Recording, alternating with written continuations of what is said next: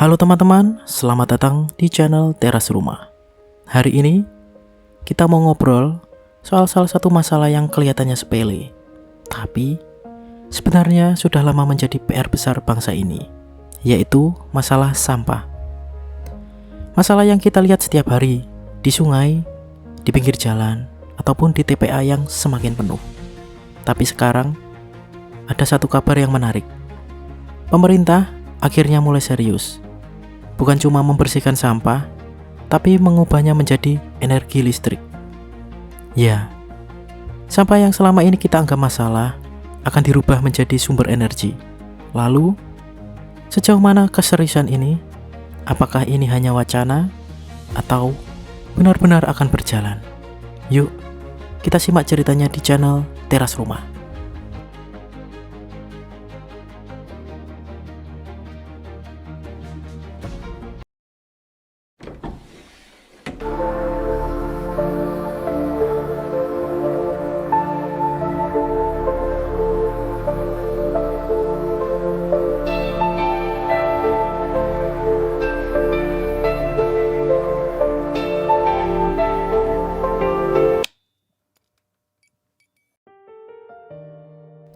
Kalau kita bicara soal sampah di Indonesia, angka-angkanya sebenarnya cukup mengkhawatirkan. Setiap hari, kota-kota besar menghasilkan ribuan ton sampah. TPA semakin penuh. Banyak daerah bahkan sudah menetapkan status darurat sampah. Di beberapa kota, TPA sudah kelebihan kapasitasnya. Di sisi lain, masyarakat terus bertambah dan produksi sampah tidak pernah berhenti. Selama bertahun-tahun, solusi kita hampir selalu sama, yaitu angkut, buang, dan timbun. Padahal, cara itu tidaklah pernah benar-benar menyelesaikan masalah. Dan disinilah pemerintah mulai mengambil arah baru. Belum lama ini, pemerintah menggelar rapat koordinasi terbatas. Rapat ini dipimpin langsung oleh Menteri Koordinator Bidang Pangan, yaitu Zulkifli Hasan, bersama Menteri Lingkungan Hidup Hanif Faisal, CEO Danantara Rosan Ruslani, dan sejumlah kepala daerah. Satu hal yang menjadi fokus utama rapat itu adalah bagaimana sampah tidak lagi menjadi beban, tapi justru menjadi sumber energi. Dari rapat inilah muncul keputusan penting. Pemerintah menyatakan pembangunan fasilitas pengolahan sampah menjadi listrik sudah siap dimulai. Bukan satu, bukan dua, tapi 7 daerah sekaligus. 7 daerah yang siap melakukan pembangunan fasilitas waste to energy adalah Bali, Daerah Istimewa Yogyakarta, Kota Semarang, Bogor Raya, Tangerang Raya, Bekasi Raya, dan Medan Raya. Artinya, ini bukan lagi uji coba kecil. Ini adalah proyek besar.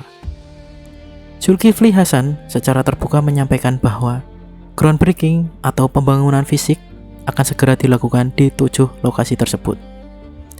Dan hal yang menarik adalah pendanaan proyek ini didukung penuh oleh Danantara. Artinya, dari sisi modal dan investasi, pemerintah ingin proyek ini benar-benar berjalan. Lalu, bagaimana cara agar sampah bisa menjadi energi listrik? Fasilitas ini akan menggunakan teknologi insinerator. Teknologi yang sebenarnya sudah lama digunakan di banyak negara maju. Sampah dibakar dengan suhu tinggi, panas yang dihasilkan digunakan untuk menghasilkan uap. Dan uap itu digunakan untuk memutar turbin pembangkit listrik. Teknologi ini bukan hal baru di dunia, tapi di Indonesia baru mulai diterapkan secara serius dan masif. Yang penting, sistemnya dirancang agar tetap ramah lingkungan dan memenuhi standar emisi. Pengelolaan sampah menjadi energi listrik ini tidak hanya soal energi. Ada beberapa dampak besar yang ditargetkan oleh pemerintah.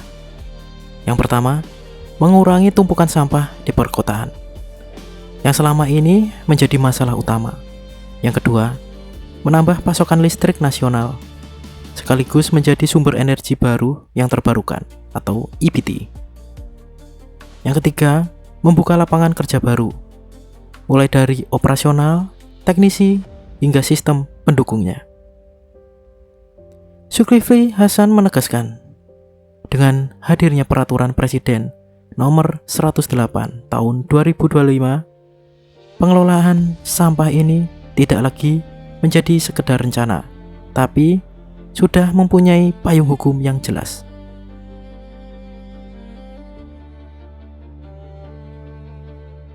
Yang lebih ambisius lagi, 7 daerah ini baru permulaan.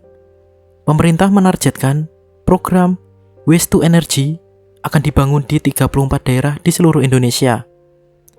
Zulhas bahkan meminta percepatan.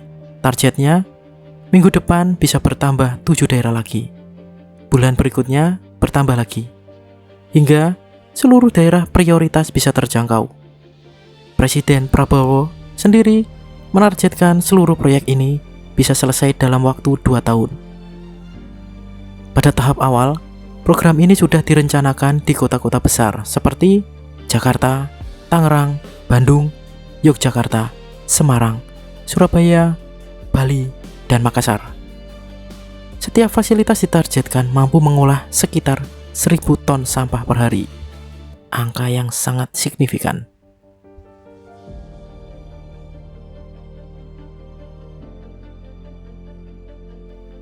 Teman-teman, kalau proyek ini benar-benar berjalan sesuai rencana, kita sedang menyaksikan perubahan besar. Sampah yang dulu dianggap beban, pelan-pelan akan berubah menjadi sumber daya. Tentu, tantangannya masih banyak. Soal teknologi, pengawasan, lingkungan, dan konsistensi. Tapi, setidaknya arahnya sudah jelas. Indonesia mulai bergerak. Dan, semoga bukan hanya 7 daerah. Dan bukan hanya 34 kota, tapi seluruh Indonesia bisa benar-benar keluar dari masalah sampah. Menurut kalian, apakah proyek ini bisa menjadi solusi jangka panjang? Atau justru ada tantangan lain yang perlu diwaspadai? Tulis pendapat kalian di kolom komentar.